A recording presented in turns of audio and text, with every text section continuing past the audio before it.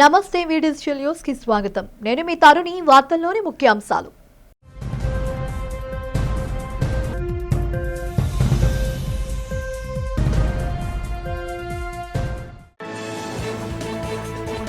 ఉగ్రదాడిలో ప్రాణాలు కోల్పోయిన చంద్రమౌళి భౌతికాయానికి నివాళులు అర్పించిన ముఖ్యమంత్రి చంద్రబాబు. మృతుల కుటుంబాలకు 10 లక్షల రూపాయలు ఎక్స్ గ్రేషియో ప్రకటన.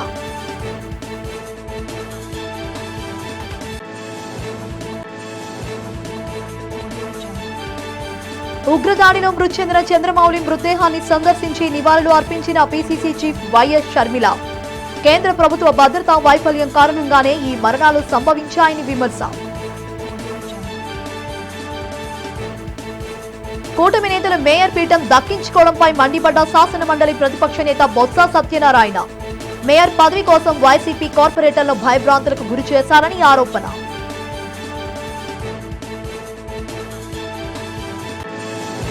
కాశ్మీర్ ఉగ్ర దాడిలో ప్రాణాలు కోల్పోయిన చంద్రమౌళి కుటుంబానికి ప్రభుత్వం తరపున 10 లక్షల చెక్కు అందజేసిన విశాఖ ఇన్ఛార్జ్ మంత్రి వీరాంజనేయులు.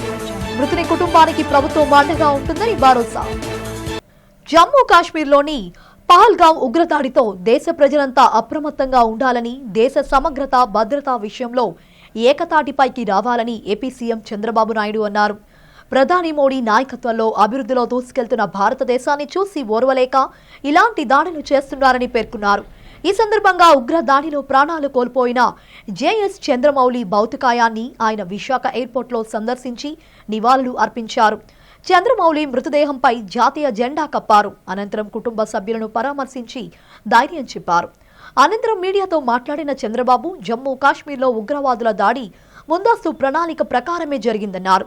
విహారయాత్రకు వెళ్లిన వారిపై విచక్షణారహితంగా దాడులు జరిపారని, మన రాష్ట్రానికి చెందిన రిటైర్డ్ ఎస్బీఐ ఉద్యోగి చంద్రమౌళి, ఐటీ ఉద్యోగి మధుసూదన్ టెర్రరిస్టుల దాడిలో ప్రాణాలు కోల్పోవడం బాధాకరమన్నారు. మృతుల కుటుంబాలకు ప్రభుత్వం అండగా ఉంటుందని, మృతుల కుటుంబాలకు 10 లక్షల చొప్పున ఆర్థిక సాయం అందిస్తామని చెప్పారు.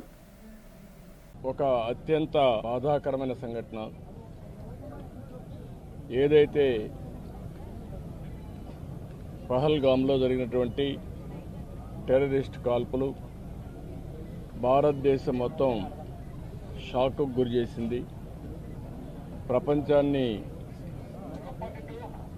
కదిలించే పరిస్థితి తీసుకొచ్చింది. అతి దారుణంగా విహారయాత్రకు పోయినటువంటి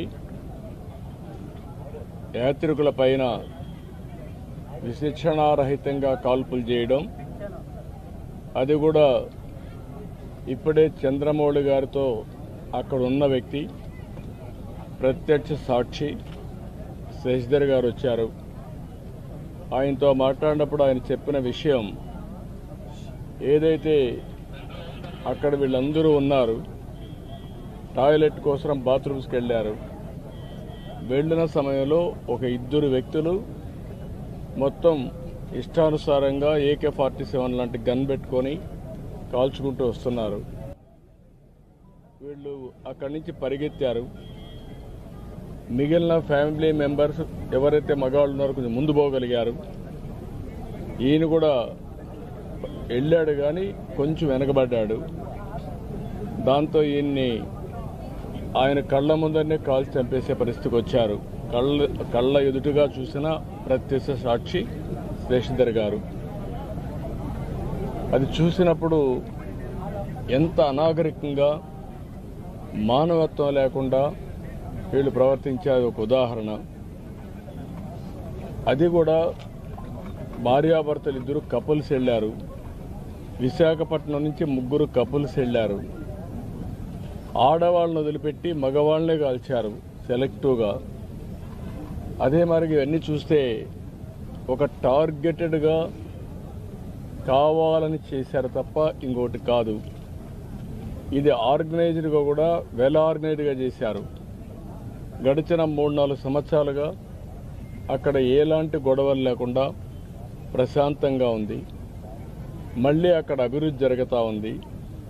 అదే మరి అక్కడ ఉపాధి కానీ పెద్ద ఎత్తున అనేక కార్యక్రమాలకు నాంది పలికే పరిస్థితి వచ్చింది. కాశ్మీర్ అంటే భారతదేశంలో ప్రతి ఒక్కరికి కూడా ఒక అనుసంధానం ఉంది.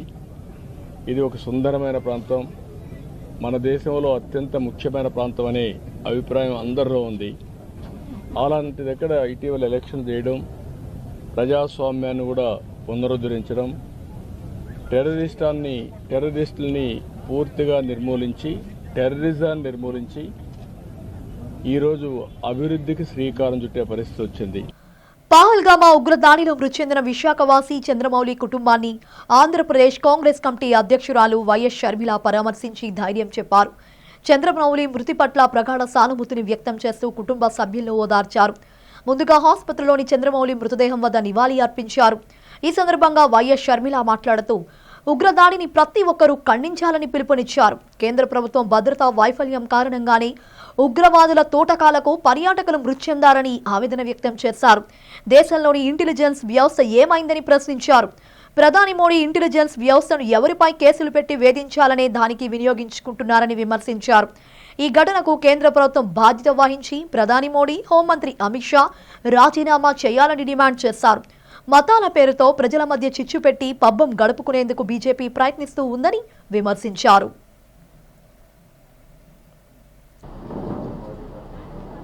ఇది మన దేశం మీద జరిగిన దాడి. కానీ మన దేశం చివరిలో బార్డర్లో ఉన్నది జమ్మూ కాశ్మీర్. జమ్మూ కాశ్మీర్లో ఎప్పుడూ ప్రశాంతత పెద్ద హిస్టరీ కాదు. చాలా కాలంగా వైలెంట్ హిస్టరీ ఉంటే ఈ మధ్య కాలంలో మోడీ గారు ఇక్కడ శాంతి భద్రతలు చాలా బ్రహ్మాండంగా ఉన్నాయి అని ప్రజలను నమ్మించడానికి అక్కడ అడ్వర్టైజ్మెంట్స్ కూడా మోడీ గారే స్వయంగా టూరిజం చేస్తున్నట్టుగా ఒక క్యాంపెయిన్ లాగా నడిపితే జమ్మూ అండ్ కాశ్మీర్ ప్రశాంతంగా ఉంది అని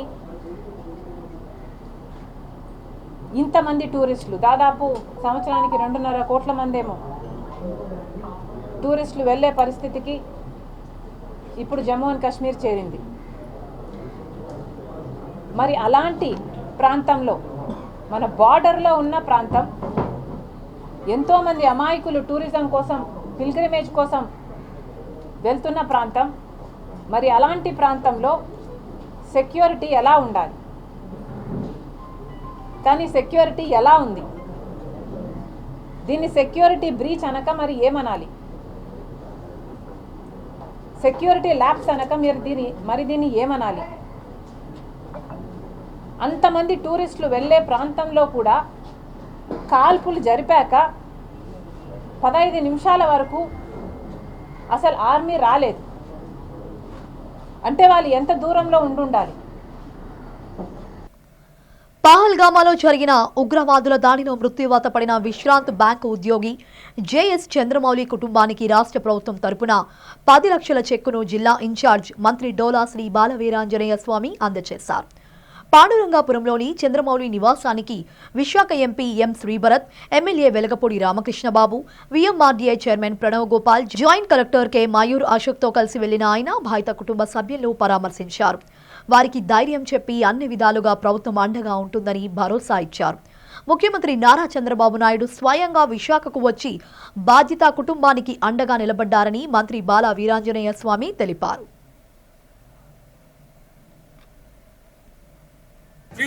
సార్ అలాగే లేదు సార్, మీరు రావు సార్.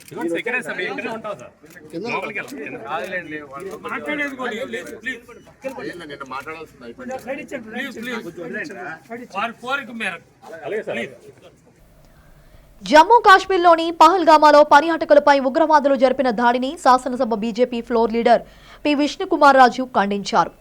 ఉగ్రవాదులు వారిని ప్రోత్సహిస్తున్న వారికి ప్రధాని మోడీ తగిన గుణపాఠం చెప్పడం ఖాయమన్నారు. బీజేపీ నేత పరశురామరాజు ఆధ్వర్యంలో కమలనాథులు ఉగ్రదాడిలో మృతి చెందిన వారికి కొవ్వొత్తులతో నివాళి అర్పించారు. విష్ణుకుమార్ రాజు మాట్లాడారు. జమ్మూ కాశ్మీర్లో పర్యాటకులపై జరిగిన ఉగ్రదాడిని భారతీయులందరూ ముక్త కంఠంతో ఖండిస్తున్నారని చెప్పారు. నిరాయుధులైన పర్యాటకులకు విచక్షణ రహితంగా కాల్పులు జరిపి చంపడాన్ని పిరికపందుల చర్యగా పేర్కొన్నారు. ఉగ్రవాదుల దాడిని ఖండిస్తూ దాడులతో భారతీయులను భయపెట్టలేరని అన్నారు. దేశంలో ఉగ్రవాదాన్ని నిర్మూలించేందుకు కేంద్ర ప్రభుత్వం కృతనిశ్చయంతో ఉందని విష్ణుకుమార్ రాజు తెలిపారు. ఈ కార్యక్రమంలో బీజేపీ నేతలు, ఆ పార్టీ అనుబంధ సంఘాల నాయకులు, కార్యకర్తలు పాల్గొన్నారు.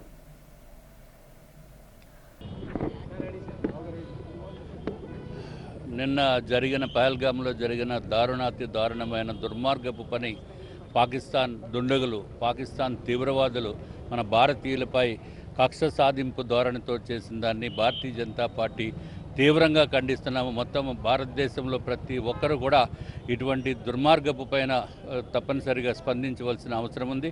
అట్లాగే దురదృష్టవశాత్తు మన విశాఖపట్నంలో ఉంటున్న చంద్రమౌళి గారిని కూడా ఆ తూటాలకి బలైపోవటం అనేది చాలా బాధాకరమైన విషయము. వారు మా వ్యక్తిగతమైన ఫ్రెండ్స్, వాళ్ళు తోడలుడు ఇక్కడ విశాఖపట్నంలో పాండురంగపురంలో ఉంటున్నారు. వారు కూడా చనిపోవటం అనేది చాలా బాధాకరమైన విషయము. వారు ఇక్కడ విశాఖపట్నం నుంచి 18వ తారీఖునే వెళ్ళటం జరిగింది. ఇంత తొందరలోనే వారిని పాకిస్తాన్ దుండగులు, దుర్మార్గులు, టెర్రరిస్టులు, పాకిస్తాన్ ప్రేరేపితమైన టెర్రరిస్టులు మన భారతీయుల్ని అంతమొందించడంలో చాలా దారుణంగా చేయటం అనేది మొత్తం యావత్ ప్రపంచం కూడా ఖండిస్తున్న పరిస్థితి ఉంది. పాకిస్తాన్కి తగిన గుణపాఠం మన ఎన్డీఏ ప్రభుత్వం తెలియజేస్తుందని చెప్పి మీ అందరికీ తెలియజేసుకుంటూ చనిపోయిన వారి కుటుంబాలకి మేము ప్రగాఢ సంతాపం తెలియజేసుకుంటాం. జమ్మూ కాశ్మీర్ పహల్గామాలో పర్యాటకులపై జరిగిన ఉగ్రదాడిని GVMC CPM floor leader doctor B Gangarao ఖండించారు. ఉగ్రవాదుల దాడిని పిరికి పందుల చర్యగా పేర్కొన్నారు. జమ్మూ కాశ్మీర్లో ఉగ్రదాడిలో మృతి చెంది వారికి కొవ్వొత్తులతో నివాళులు అర్పించింది. జగదంబ జంక్షన్లో జరిగిన ఈ కార్యక్రమంలో చనిపోయిన వారి కుటుంబ సభ్యులకు ప్రగాఢ సానుభూతిని తెలియజేశారు. ఈ సందర్భంగా డాక్టర్ బి గంగారావు మాట్లాడుతూ ఉగ్రవాదులను పట్టుకుని కఠినంగా శిక్షించాలని కేంద్ర ప్రభుత్వాన్ని డిమాండ్ చేశారు. దేశంలో ఉగ్రవాదం జాడ లేకుండా ప్రభుత్వం చర్యలు తీసుకోవాలన్నారు. పర్యాటకులతో రద్దీగా ఉండే పహల్గామాలోకి ఉగ్రవాదులు ఎలా చొరబడ్డారని కేంద్రాన్ని నిలదీశారు. నిఘా వ్యవస్థ ఏమైందని, ఆ ప్రాంతంలో రక్షణ దళాలు ఎందుకు లేవని ప్రశ్నించారు. ఇప్పటికైనా కేంద్ర ప్రభుత్వం చిత్తశుద్ధితో వ్యవహరించి దేశ ప్రజల రక్షణలో రాజీ పడకుండా చర్యలు తీసుకోవాలని గంగారావు డిమాండ్ చేశారు. ఈ కార్యక్రమంలో సిపిఎం నేతలు వెంకటరెడ్డి, జి సుబ్బారావు, చంద్రశేఖర్, కె కుమారి, ఆర్కేఎస్వి కుమార్, కార్యకర్తలు, స్థానిక ప్రజలు పాల్గొన్నారు. కాశ్మీర్లో ఉగ్రవాద దుండగులు అత్యంత రాక్షసంగా, కిరాతకంగా కాల్పులు జరిపారు. ఈ దాడిలో సుమారు 28 మంది ఇప్పటికే ప్రాణాలు కోల్పోయారు. అనేక మంది క్షతగాత్రులై ఆసుపత్రుల్లో చికిత్స పొందుతూ ఉన్నారు. ఈ దుర్మార్గమైనటువంటి దాడిని సిపిఎం పార్టీ తీవ్రంగా ఖండిస్తూ ఉన్నది. చనిపోయినటువంటి పౌరులందరికీ కూడా సిపిఎం పార్టీ ఘనంగా నివాళులు అర్పిస్తూ ఉన్నది. వారి కుటుంబ సభ్యులకు కూడా ప్రగాఢమైనటువంటి సానుభూతిని తెలియజేస్తూ ఉన్నది. ఈ దాడిలో విశాఖపట్నానికి సంబంధించిన పాండురంగపురంలో నివాసం ఉంటున్నటువంటి రిటైర్డ్ బ్యాంకు ఉద్యోగి చంద్రమౌళి గారు కూడా మృతి చెందడం ఎంతో ఆందోళన కలిగిస్తూ ఉన్నది. వారికి, వారి కుటుంబానికి కూడా సిపిఎం పార్టీ ప్రగాఢమైనటువంటి సంతాపం తెలియజేస్తూ ఉన్నది. వారి కుటుంబానికి సిపిఎం పార్టీ అండగా కూడా ఉంటుందని విజ్ఞప్తి చేస్తూ ఉన్నాం. ఈ దాడి ఎలా జరిగింది, ఎందుకు జరిగింది? కేంద్ర ప్రభుత్వం భారత ప్రజానీకానికి సమాధానం చెప్పాలి. జాబ్ మేళాలతో యువతకు పెద్ద ఎత్తున ఉపాధి లభిస్తోందని collector Harindra Prasad, MP Sribharat, MLA Ganababu అన్నారు. గోపాలపట్నం జిల్లా పరిషత్ హైస్కూల్లో ప్రభుత్వ విప్ పశ్చిమ ఎమ్మెల్యే పెతకంశెట్టి గణబాబు ఆధ్వర్యంలో నిర్వహించిన మెగా జాబ్ మేళాను కలెక్టర్తో పాటు ఎంపీ శ్రీభరత్ ప్రారంభించారు. ఎంపీ భరత్ మాట్లాడుతూ మెగా జాబ్ మేళా నిర్వహించి యువతకు ఉద్యోగ అవకాశాలు కల్పించిన ఎమ్మెల్యే గణబాబును అభినందించారు. ప్రతి 3 నెలలకోసారి స్కిల్ డెవలప్మెంట్ కార్పొరేషన్ ద్వారా యువతకు ఉద్యోగాలు కల్పించాలని ముఖ్యమంత్రి నారా చంద్రబాబు నాయుడు ఆదేశాలు జారీ చేశారని అన్నారు. ఉద్యోగ మేళాలు నిరంతరం నిర్వహించడం ద్వారా నిరుద్యోగ సమస్యను తగ్గించవచ్చునన్నారు. కాగా ఈ జాబ్ మేళాలో 58 కంపెనీల నుండి ప్రతినిధులు వచ్చి ఇంటర్వ్యూలు నిర్వహించారు. 3,000కు పైగా యువతీ యువకులు తమ పేర్లను నమోదు చేసుకున్నారు. ఈ సందర్భంగా గణబాబు మాట్లాడుతూ జాబ్ మేళా వివరాలు వెల్లడించారు. హోదాల్లో అంటే కేవలం డిగ్రీలే కాదు, ఈవెన్ 10th క్లాస్ వాళ్ళకు కూడా జాబ్ ఆపర్చునిటీస్ ఉండేటట్టుగా ప్రత్యేకంగా ఇక్కడ ఫెసిలిటీ ఉపయోగించడం జరిగింది. అందువల్ల ఇక్కడ ఉండేటువంటి గోపాలపట్నం హై స్కూల్ గ్రౌండ్స్లో ఉండేటువంటి భవనాల్లో ఏర్పాటు చేయడం ఒక వారం రోజుల క్రితం ప్రచారం చేస్తారు. అధికారికంగా ఒక 2,000 రిజిస్ట్రేషన్స్ అయితే ఈరోజు డైరెక్ట్గా సుమారు ఇందులో పాల్గొన్నారు. అంటే చదువుతూ ఉన్న వాళ్ళు క్యాంపస్ ఇంటర్వ్యూలా ఫీల్ అయినట్టు నాకు అనిపిస్తుంది. చాలామంది స్టూడెంట్స్ కూడా వస్తున్నారు, ఆన్గోయింగ్ స్టూడెంట్స్ కూడా. ఈ జాబ్ మేళ అంటే ఇంటర్వ్యూస్ ఎట్లా ఫేస్ చేయాలి, అసలు ఆ కమ్యూనికేషన్ స్కిల్స్ ఎలా ఇంప్రూవ్ చేసుకోవాలనేటువంటి దానిపై కూడా ఇంటర్వ్యూస్ ఉపయోగపడతాయి. అందుకని మధ్యాహ్నం నుంచి ఈవేళ ఆఫర్ లెటర్స్ కూడా ఈచ్ కంపెనీ నుంచి అంటే అత్యధిక శాతం ఉద్యోగాలు పొందాలి. ఇది నిరంతర కార్యక్రమం, ఈ రోజుతో ఆగదు. చంద్రబాబు నాయుడు గారు ఉపాధికి అత్యంత ప్రాధాన్యత ఇస్తున్న తరంలో ఈరోజు రాష్ట్రంలో కానీ మన దేశంలో కానీ యువత ఎక్కువ మంది ఉన్నారు. ఆ యూత్ ఫోర్స్ని ప్రాపర్గా యూటిలైజ్ చేసుకుంటే రాష్ట్రాలు కానీ దేశాలు కానీ ఈరోజు ఆర్థికంగా ఎదుగుతున్నాయి. అందువల్ల వీరందరికీ ఆ ప్లాట్ఫామ్స్ ఒకే చోట క్రియేట్ చేయగలిగారు. వాళ్ళ చాయిస్ అనే కాదు, ఇక్కడ ఈ జాబ్ మేళా వల్ల డిఫరెంట్గా వీళ్ళకి మెజారిటీ పీపుల్కి ఇక్కడ ఉద్యోగ అవకాశాలు కలగడమే కాకుండా ఇది నిరంతర కార్యక్రమం. ఈరోజు ఈ రాష్ట్రంలో పెట్టుబడులు వస్తున్నాయి, వాళ్ళు కూడా ఇక్కడ ఇన్వెస్టర్స్ అందరికీ గవర్నమెంట్ కింద ఈరోజు చూస్తున్నారు. వస్తున్నటువంటి పెట్టుబడులు కేవలం ఒక రంగంలో కాదు, పర్యాటక రంగంలో కానీ, హెల్త్లో కానీ, టూరిజం కానీ, ఇండస్ట్రీస్ కానీ, అదేవిధంగా ఫార్మా కానీ, ఇలా అనేక రంగాల్లో ఈరోజు ఉపాధి ఎక్కడుందో ఈ సర్వీస్ సెక్టర్లో కూడా మనం చూసుకున్నాం. వాటన్నిటికీ ఈరోజు ప్రాధాన్యత. జీవీఎంసీ మేయర్ పీఠం దక్కించుకునేందుకు కూటమి నేతలు వ్యవహరించిన తీరును శాసనమండలి ప్రతిపక్ష నేత బొత్స సత్యనారాయణ తప్పుపట్టారు. నగరంలోని వైఎస్ఆర్ కాంగ్రెస్ పార్టీ విశాఖ జిల్లా కార్యాలయంలో జరిగిన మీడియా సమావేశంలో కూటమి నాయకులపై విమర్శలు గుప్పించారు. జీవీఎంసీ మేయర్ పీఠాన్ని కైవసం చేసుకునేందుకు కూటమి నేతలు అడ్డదారి తొక్కారని విమర్శించారు. తమ పార్టీకి చెందిన కార్పొరేటర్లను భయభ్రాంతులకు గురిచేసి ప్రలోభాలు పెట్టి అధికారంతో తమ వైపు తిప్పుకున్నారని ఆరోపించారు. ప్రజలిచ్చిన తీర్పును కాదని ధనబలంతో మేయర్ పీఠాన్ని కూటమి నేతలు దక్కించుకుంటున్నారని మండిపడ్డారు. ఎటువంటి ప్రలోభాలకు లొంగకుండా పార్టీకి విధేయత చూపిన కార్పొరేటర్లకు అధిష్టానం సముచిత స్థానం ఇస్తుందన్నారు. మేయర్పై అవిశ్వాసం తీర్మానంలో ఓటమి పాలనైతే మాత్రాన నిరాశకు లోను కావద్దని పార్టీ శ్రేణులకు సూచించారు. రాబోయే రోజుల్లో అధికారం మనదేనని, అప్పుడే కూటమి పాలనపై ప్రజల్లో తీవ్ర అసంతృప్తి వ్యక్తమవుతుందని బొత్స తెలిపారు. నేతలు, కార్యకర్తలు అందరూ సమిష్టిగా పార్టీని మరింత బలోపేతం చేసేందుకు పనిచేయాలని పిలుపునిచ్చారు.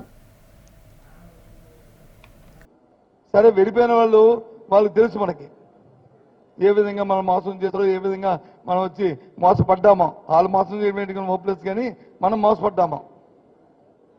వాళ్ళు మోసం చేయడం కానీ మనం మోసపడ్డాం. మన తాలూకా ఆలోచన కానీ, మన తాలూకా ఇది కానీ, ఎక్స్పెక్టేషన్ కానీ, వాళ్ళ మీద ఉన్న అభిప్రాయం కానీ మన తప్పు, వాళ్ళు తప్పు కాదు. ఎందుకంటే నమ్మినోడిని మోసం చేయడం ఈజీ కానీ తప్ప నమ్మినోడిని మోసం చేస్తాం, మోసం చేయలేం కదా. నమ్మిన మోసం చేయగలం. కాబట్టి ఆ రకంగా మనం మోసపోయాం. సరే, అవన్నీ పక్కపడేయండి. అవన్నీ కూడా ఆత్మ తాలూకా దీనికి ఘోష. ఊరికే మనం రివైవ్ అవ్వడానికి మనం చెప్పుకుంటున్న మాటలు ఏదైనా ఫైనల్గా మనం ఓడిపోయాం. దయచేసి దాని గురించి పెద్ద బుర్ర పెట్టకండి. ఎందుకంటే ప్రతి ఓటమి ఒక సక్సెస్కి వచ్చేది పునాది రాయి. రాబోయే కాలంలో జరిగే పరిణామాలకి ఇది ఒక పునాది రాయి. అందుకే చిన్నప్పుడు చదువుతూ చెప్పారు, every failure is stepping stone of success అని చెప్తున్నారు. అంటే జరిగిన ప్రతి ఫెయిల్యూర్ రాబోయే విజయాలకు వచ్చేది ఒక పునాది రాయి లాంటిదని. సో కాబట్టి దీన్ని ఒక అనుభవంగా తీసుకుందాం, దీని ఒక గుణపాఠంగా తీసుకుందాం, దీనిగా తీసుకుందాం, అందరం కలిసికట్టుగా ఉందాం. బ్లాక్మెయిలింగ్ రాజకీయాలకు పాల్పడినట్లు వైసీపీ నేత డిప్యూటీ మేయర్ జియానీ శ్రీధర్ నిరూపించాలని జనసేన నేత కార్పొరేటర్ పీతల మూర్తి సవాలు విసిరారు. దమ్ముంటే నేను బ్లాక్మెయిల్ చేసి సెటిల్మెంట్కు పాల్పడుతున్నట్లు నిరూపించాలన్నారు. నగరంలో జరిగిన మీడియా సమావేశంలో పీతల మూర్తి తనదైన శైలిలో డిప్యూటీ మేయర్ జియానీ శ్రీధర్పై మరోమారు విమర్శలు గుప్పించారు. జియానీ శ్రీధర్ బ్రతుకేమిటో అందరికీ తెలిసిందేనని అన్నారు. తనను విమర్శించే స్థాయి శ్రీధర్కు లేదన్నారు.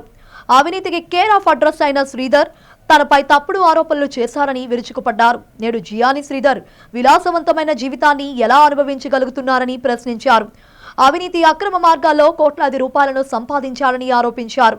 రాజకీయంగా ఎదిగేందుకు పదవుల కోసం జియాని శ్రీధర్ ఎన్నో దిగజారుడు పనులు చేశారని పీతలమూర్తి విమర్శించారు. పూర్తి స్థాయిలో ఎంక్వైరీ చేయమని నేను మా అధినాయకులు పవన్ కళ్యాణ్ గారికి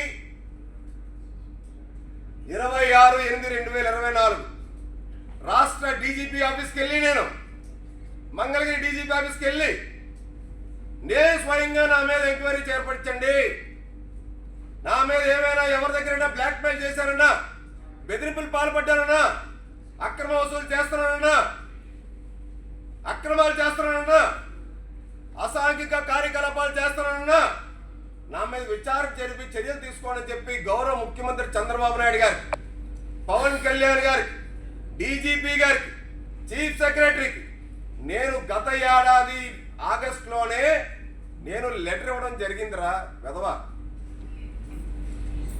నేను లెటర్ ఇవ్వడం జరిగింది. మా ప్రభుత్వం సొంత ప్రభుత్వంలో నువ్వు ఏమైనా ఆధారాలు ఉంటే నా మీద డీజీపీ గారికో, ముఖ్యమంత్రి గారికో, ఉప ముఖ్యమంత్రి గారికో నువ్వు కంప్లైంట్ చేయి, తీసుకెళ్లి బాధితుల్ని చట్టపరంగా నా మీద చర్యలు తీసుకోమను.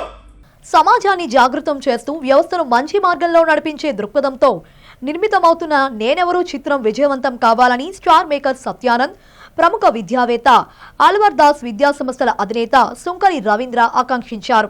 జై చిరంజీవి మూవీ మేకర్స్ బ్యానర్ పై సరికొండ మల్లేష్ సమర్పణలో తన్నీరు చిరంజీవి రచన, దర్శకత్వంలో రూపొందుతున్న ప్రొడక్షన్ నెంబర్ 2 నేనెవరూ చిత్రం MVP సెక్టర్ 6 వెంకటేశ్వర స్వామి ఆలయంలో ప్రారంభమైంది.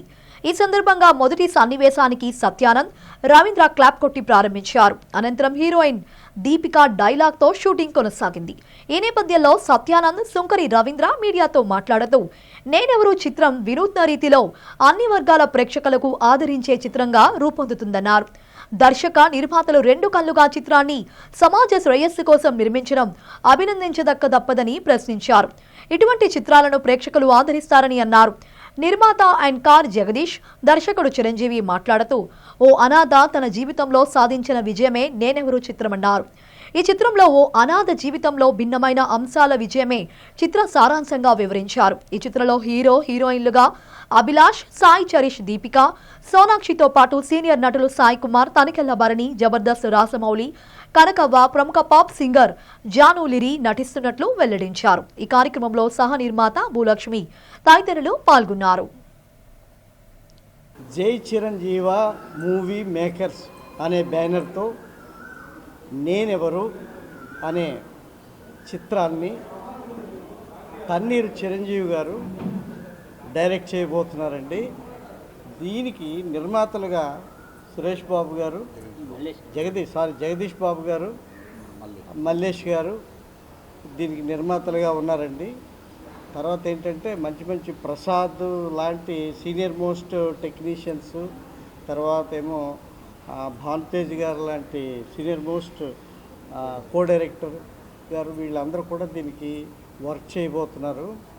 ఇది విశాఖపట్నంలో ఒక 50% కానీ 60% కానీ విశాఖపట్నంలో షూటింగ్ చేయాలని డైరెక్టర్ గారు నిర్ణయించారండి. నేను ఈ సినిమా ఓపెనింగ్ సందర్భంగా నేను ఎందుకు రావడం జరిగింది అంటే, ఇందులో మా సత్యానంద యాక్టింగ్ ఇన్స్టిట్యూట్ నుంచి అభిలాష్ అని నా స్టూడెంట్ని సెలెక్ట్ చేశారు ఒక హీరోగా. తర్వాత సాయి చరిష్ అని చెప్పి ఆ అబ్బాయిని కూడా సెలెక్ట్ చేశారు. ఒక మంచి సినిమా తీయాలంటే ఫస్ట్ మెయిన్ యాక్టింగ్ బాగా లేకపోతే ఎంత మంచి సినిమా అయినా ఫ్లాప్ అయిపోతుంది. అలాంటి యాక్టింగ్ గురించి ఈరోజు మన సత్యానంద్ గారు యాక్సెప్ట్ చేసి ఆయన ఒక స్టూడెంట్ని తీసుకున్నారంటే ఫస్ట్ స్టెప్ ఫర్ సక్సెస్ కనిపిస్తుంది. ఎందుకంటే ఇక్కడ నేను వైజాగ్ దిగాను, సత్యానంద్ గారి గురువుగారి దగ్గరికి వెళ్ళాను. సార్ నాకు ఇవన్నీ సదుపాయాలు కావాలి అంటే తను వెనకాడుకుని నాకు అన్నీ అరేంజ్ చేశాడు. గురువుగారికి నా హృదయపూర్వక నమస్కారాలు. అలాగే సార్ రవీంద్రబాబు గారికి నా హృదయపూర్వక నమస్కారాలు. నాకు ఫుల్ సపోర్ట్ చేస్తా అంటున్నాడు యూనిట్కి, షూటింగ్ కానీ సారు ఏదైనా. ఈరోజు చిరంజీవి గారు మేము గిట్లా రియల్ ఎస్టేట్ వ్యాపారంలో అక్కడక్కడ చేస్తూ ఉంటే చిరంజీవి గారు కొద్దిగా మాకు ఒక 3-4 సంవత్సరాల నుంచి పరిచయము. ఫస్ట్ ఆఫ్ ఆల్ ఈ కథ చెప్పడంలా మేము గిట్లా ముందుకు రావడము, ఈ కథ బాగుందని చెప్పే ఆలోచనతో ఆ విధానంతో ఈరోజు ముందుకొచ్చి ఈ ప్రోగ్రాం తీసుకోవడం జరిగిందండి. నాకు ఈ మూవీకి మంచి ఛాన్స్ ఇచ్చినందుకు డైరెక్టర్ సార్ చిరంజీవి గారికి thank you so much sir. And అలానే ఇక్కడికి వచ్చిన గెస్ట్స్ అందరికీ అండ్ మీడియా వాళ్ళందరికీ కూడా నా కృతజ్ఞతలు. యాక్చువల్లీ నేను చాలా మూవీస్ చేశా, కానీ నా ఐడెంటిటీ కూడా తెలియకుండా సార్ నాకు మూవీని సెలెక్ట్ చేశారు. యాక్చువల్లీ నేను ఈ మూవీకి ఒప్పుకోవడానికి కూడా మెయిన్ రీజన్ ఏంటి అంటే సార్ మంచి కాన్సెప్ట్ తీసుకున్నారు అనాథ పిల్లల గురించి. ఆ కాన్సెప్ట్ చెప్పగానే ఇంకా ఎవరికి నచ్చకుండా ఉంటుంది చెప్పండి. సో నేను ఇంకా మెయిన్ థీమ్ చెప్పగానే మూవీ ఓకే చేయడానికి కూడా మెయిన్ రీజన్ అదే. జమ్మూ కాశ్మీర్లో పర్యాటకులపై ఉగ్రవాదులు జరిపిన దాడిని జనసేన నేతల ముక్త కంఠంతో ఖండించారు. ఉగ్రవాడి దాడిలో మృతి చెందిన వారికి సంతాపం తెలియజేస్తూ ఆర్కే బీచ్ రోడ్లోని కాళీమాత ఆలయం నుండి విక్టరీ ఎడ్సీ వరకు కొవ్వొత్తులతో ర్యాలీ నిర్వహించారు. ఈ సందర్భంగా జనసేన పార్టీ విశాఖ నగర అధ్యక్షులు ఎమ్మెల్యే సిహెచ్ వంశీకృష్ణ శ్రీనివాస్ మాట్లాడుతూ ఉగ్రదాడిని ఖండించి మృతులకు సంతాపాన్ని వ్యక్తం చేశారు. ఈ ఘటనతో ఉగ్రవాదులు తగిన మూల్యం చెల్లించుకోక తప్పదని హెచ్చరించారు. జమ్మూ కాశ్మీర్లో జరుగుతున్న అభివృద్ధిని చూసి ఉగ్రవాదులు ఓర్వలేక దాడులకు పాల్పడ్డారని మండిపడ్డారు. ఉగ్రవాదులను పిరికి పందులుగా అభివర్ణించారు. తమ పార్టీ మృతులకు సంతాపం తెలియజేస్తూ 3 రోజుల పాటు సంతాప కార్యక్రమాలు చేపట్టనున్నట్లు వంశీకృష్ణ చెప్పారు. ఈ కార్యక్రమంలో జనసేన పార్టీ రాష్ట్ర నాయకులు, కార్పొరేటర్లు, వార్డు అధ్యక్షులు, వీర మహిళలు, జన సైనికులు పాల్గొన్నారు. ఆర్కే బీచ్ నుంచి విక్టరీ ఎడ్సీ వరకు నిన్న తీవ్రవాదుల చేతిలో దుర్మరణం పొందినటువంటి వాళ్ళందరికీ కూడా నివాళులర్పిస్తూ ఉన్నాం. జనసేన పార్టీ ఆధ్వర్యంలో ఇది ఒక నీచమైన చర్య. ఏ సంబంధము లేనటువంటి వాళ్ళని ఇంత దారుణంగా మతాలు అడిగి మరీ చంపడం అన్నదాన్ని మేము తీవ్రంగా నిరసిస్తూ ఉన్నాం. ఇలాంటివి మళ్ళీ జరగకుండా ఉండే విధంగా చర్యలు ఉండాలని చెప్పేసి దేశం అంతా కూడా ఏకతాటి మీద కోరుకుంటూ ఉంది. ఇవాళ పవన్ కళ్యాణ్ గారు 2 రోజుల నుంచి మాకు వాళ్ళకి నివాళులు అర్పిస్తూ ఇవాళ వాళ్ళకి మీరు రాష్ట్ర వ్యాప్తంగా కూడా శాంతి ర్యాలీలు చేయండి, ఇంకొకటి ఇలా చేయకుండా మన సంపూర్ణమైన మద్దతు ప్రకటించండి, వాళ్ళందరూ ఆత్మశాంతి చేకూరాలని చెప్పేసి మా అధ్యక్షులు వారు చెప్పడం ఇవాళ రాష్ట్ర వ్యాప్తంగా ఈ కార్యక్రమం నియోజకవర్గాలు చేస్తూ ఉన్నాం.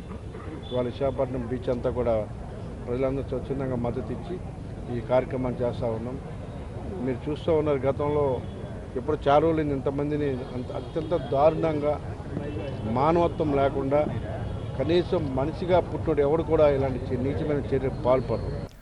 కులం పేరుతో దూషించి అవమానపరిచిన ఎంఎస్ఎన్ టెక్స్టైల్ యాజమాన్యంపై కులవివక్ష వ్యతిరేక పోరాట సమితి నేత వైరాజు తీవ్ర ఆగ్రహం వ్యక్తం చేశారు. ఎంఎస్ఎన్ టెక్స్టైల్లో పనిచేస్తున్న దళిత వ్యక్తికి జరిగిన అవమానాన్ని ఖండిస్తూ జీవీఎంసీ గాంధీ విగ్రహం వద్ద ఆందోళన కార్యక్రమం నిర్వహించారు. కుల వివక్ష వ్యతిరేక పోరాట సమితి ఆధ్వర్యంలో జరిగిన ఈ ఆందోళన కార్యక్రమంలో టెక్స్టైల్ యాజమాన్యానికి వ్యతిరేకంగా నినాదాలు చేశారు. ఈ సందర్భంగా సమితి నేత వైరాజు మాట్లాడుతూ ఎంఎస్ఎన్ టెక్స్టైల్ యాజమాన్యం బాధితునికి క్షమాపణ చెప్పాలని డిమాండ్ చేశారు. ఇప్పటికీ దళితులను చిన్న చూపు చూస్తూ వేధిస్తున్నారని ఆవేదన వ్యక్తం చేశారు. కులం పేరుతో దూషించి అవమానపరిచిన వారిపై ఎస్సీ, ఎస్టీ అట్రాసిటీ యాక్ట్ కింద చర్యలు తీసుకోవాలన్నారు. బాధితులకు న్యాయం జరిగే వరకు తాము పోరాడతామని స్పష్టం చేశారు. రాష్ట్రంలో 98 ఎస్సీ, ఎస్టీ సెల్ పోలీస్ స్టేషన్లు డీఎస్పీల నియామకానికి ప్రభుత్వం చర్యలు తీసుకోవాలని బహుజన సేన రాష్ట్ర అధ్యక్షుడు చందు డిమాండ్ చేశారు. నగరంలోని విజయఫ్ ప్రెస్ క్లబ్లో జరిగిన మీడియా సమావేశంలో ఆయన మాట్లాడుతూ గత ప్రభుత్వం గుట్టుచప్పుడు కాకుండా ఈ పోస్టులను రద్దు చేసిందని తెలిపారు. ఎస్సీ, ఎస్టీ అత్యాచారాల నిరోధక చట్టాన్ని బలపరచడానికి, బాధితులకు సత్కారం న్యాయం అందించడానికి ఈ స్పెషల్ డీఎస్పీల వ్యవస్థను పునరుద్ధరించాలని, రాష్ట్రంలో ఇటీవల కాలంలో దళితులపై దాడులు అధికమయ్యాయని ఆరోపించారు. దళితులపై దాడులకు పాల్పడే వారిని కఠినంగా శిక్షించాలని చందు డిమాండ్ చేశారు. డిప్యూటీ సీఎం పవన్ కళ్యాణ్ నియోజకవర్గంలోని మల్లుమూలలో దళితులను గ్రామ బహిష్కరణ చేసి వారినిపై కఠిన చర్యలు తీసుకోవాలన్నారు. ఇప్పటికే దళితులను చిన్న చూపు చూడటం పట్ల ఆవేదన వ్యక్తం చేశారు. ఎస్సీ, ఎస్టీ సెల్ డీఎస్పీల వ్యవస్థను పునరుద్ధరించాలని డిమాండ్ చేస్తూ వచ్చే నెల 5న విజయవాడలో మహాధర్నా కార్యక్రమాన్ని నిర్వహిస్తామని చందు తెలిపారు. మీడియా సమావేశంలో బహుజన సేన నాయకులు జి మనోహర్ రెడ్డి, ఓంకార్, రూపక్ నాయక్, భానుప్రకాష్, హరినాయక్ తదితరులు పాల్గొన్నారు. మిత్రులారా, సమాజంలో జరుగుతున్నటువంటి దళితులపైన జరుగుతున్నటువంటి దాడులు జరిగితే పోలీస్ స్టేషన్లకు వెళ్తాం. మరి ఆ పోలీస్ స్టేషన్లలోనే అధికారులు లేకుండా చట్టాన్ని నిర్వీర్యం చేయడానికి జరుగుతున్న కుట్రపైన ఈరోజు ప్రెస్ మీట్ సమావేశాన్ని విశాఖపట్నం నందు బహుజన సేన రాష్ట్ర వ్యాప్త పర్యటనలో భాగంగా నిర్వహించడం జరిగింది. ఈ రాష్ట్రంలో 2001 నుంచి పోరాటం చేస్తే 2003లో జస్టిస్ పున్నయ్య కమిషన్ని ఇదే చంద్రబాబు నాయుడు ప్రభుత్వం గతంలో ఏర్పాటు చేసింది. ఆ కమిషన్ సిఫారసుల్ని కూడా 2003 నుంచి తేవడం జరిగింది. తెస్తే 2014వ సంవత్సరంలో అప్పటి ముఖ్యమంత్రి నారా చంద్రబాబు నాయుడు గారే ఈ సిఫారసుల్ని అమలు చేసి జస్టిస్ పున్నయ్య కమిషన్ సిఫారసుల ద్వారా ఎస్సీ ఎస్టీ సెల్ ప్రత్యేక పోలీస్ స్టేషన్లు, ప్రతి జిల్లాకు ప్రత్యేక ఎస్సీ ఎస్టీ సెల్ కోర్టులు, న్యాయస్థానాలు ఏర్పాటు చేసి అట్రాసిటీ యొక్క చట్టాన్ని పటిష్టం చేసి బాధితుల పక్షాన్ని నిలబడి అట్రాసిటీలు ఎవరైతే నిందితులు ఉన్నారో వాళ్ళకు త్వరితగతిన శిక్ష పడే రకంగా ఈ సెల్స్ని ఏర్పాటు చేశారు. మద్యం కేసులో వైఎస్ జగన్మోహన్ రెడ్డి పేరు చేర్చి కుట్ర చేస్తున్నారని వైసీపీ నేత మాజీ ఎమ్మెల్యే కరణం ధర్మశ్రీ మండిపడ్డారు. నగరంలోని జరిగిన మీడియా సమావేశంలో ముఖ్యమంత్రి నారా చంద్రబాబు నాయుడుపై తీవ్ర స్థాయిలో విరుచుకుపడ్డారు. ఉద్దేశపూర్వకంగానే వైసీపీ నేతలపై తప్పుడు కేసులు పెడుతున్నారని ఆరోపించారు. లిక్కర్ స్కామ్ జరిగింది చంద్రబాబు పాలనలో అని అన్నారు. స్కాముల్లో చంద్రబాబు దిట్టన్నారు. నేడు టీడీపీ నేతలకు కనుసన్నల్లోనే మద్యం అమ్మకాలు జరుగుతున్నాయని చెప్పారు. నాసిరకం మద్యం అమ్ముతూ ఎంఆర్పీ కంటే అదనంగా ప్రజల నుండి ధనాన్ని దోచుకుంటున్నారని విమర్శించారు. ప్రభుత్వ ఖజానాకు చేరాల్సిన కోట్లాది రూపాయలు కూటమి నేతల జేబుల్లోకి వెళ్తున్నాయని ధర్మశ్రీ ఆరోపించారు. జగన్ పాలనలో ప్రభుత్వం ఆధీనంలోనే మద్యం అమ్మకాలు జరిగాయని గుర్తు చేశారు. పుచ్చకాయలు దొంగ ఎవరా అంటే భుజాలు తడుముకున్నాడట ఎవరో ఒక వ్యక్తి. లిక్కర్ మాఫియా జరిగిందంటే తన మాఫియాని గతంలో 2014 నుంచి 2019 వరకు జరిగినటువంటి మాఫియా కానీ ఈ 2024 తర్వాత రాష్ట్రంలో జరుగుతున్నటువంటి లిక్కర్ విధానంపై కూటమి చేస్తున్నటువంటి అవినీతి రాష్ట్ర ఖజానాన్ని మొత్తం అంతా కూడా కొల్లగొట్టి తెలుగుదేశం వాళ్ళ చేతుల్లో పెట్టినటువంటి పరిస్థితిని కానీ ఒకసారి మనం గమనించుకోవాలని మాత్రం తెలియజేస్తున్నాను. దొంగతనానికి వెళ్ళినోడు పక్కింట్లో దొంగతనం చేసి బయటకు వచ్చి దొంగ దొంగ దొంగ అన్నాడంట. ఆ రీతిగా ఉందన్నమాట. ఉగ్రదాడిలో మృతి చెందిన చంద్రమౌళి మృతదేహాన్ని నగరంలోని ఓ ఆసుపత్రిలో మార్చరీలో భద్రపరిచారు. విశాఖ విమానాశ్రయానికి వచ్చిన చంద్రమౌళి మృతదేహానికి సీఎం చంద్రబాబుతో పాటు మంత్రులు, పలువురు ప్రముఖులు నివాళి అర్పించారు. అనంతరం జిల్లా ఇన్ఛార్జి మంత్రి డోలా శ్రీ బాల వీరాంజనేయ స్వామి నేతృత్వంలో చంద్రమౌళి మృతదేహాన్ని విమానాశ్రయం నుండి నగరంలోని ఆసుపత్రికి తరలించారు. ఆసుపత్రిలోని మార్చరీలో చంద్రమౌళి మృతదేహాన్ని భద్రపరిచారు. మృతుని పిల్లలు అమెరికా నుండి వచ్చిన తరువాత చంద్రమౌళి మృతదేహానికి అంత్యక్రియలు నిర్వహించనున్నారు.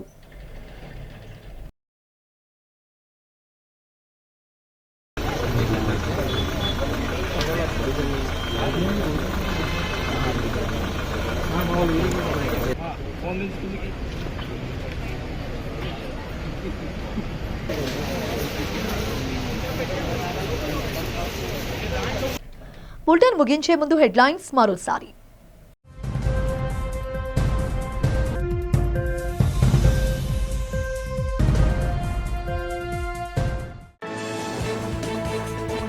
ఉగ్రదాడిలో ప్రాణాలు కోల్పోయిన చంద్రమౌళి భౌతికాయానికి నివాళులు అర్పించిన ముఖ్యమంత్రి చంద్రబాబు. మృతుల కుటుంబాలకు 10 లక్షల రూపాయలు ఎక్స్ గ్రేషియో ప్రకటన.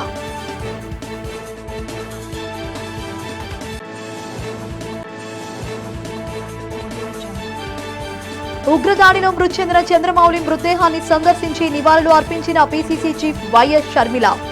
కేంద్ర ప్రభుత్వ భద్రతా వైఫల్యం కారణంగానే ఈ మరణాలు సంభవించాయని విమర్శ.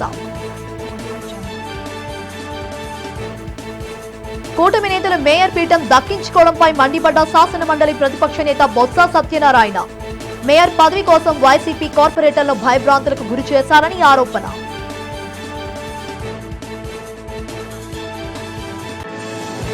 కాశ్మీర్ ఉగ్ర దాడిలో ప్రాణాలు కోల్పోయిన చంద్రమౌళి కుటుంబానికి ప్రభుత్వం తరపున 10 లక్షల చెక్కు అందజేసిన విశాఖ ఇన్ఛార్జ్ మంత్రి వీరాంజనేయులు.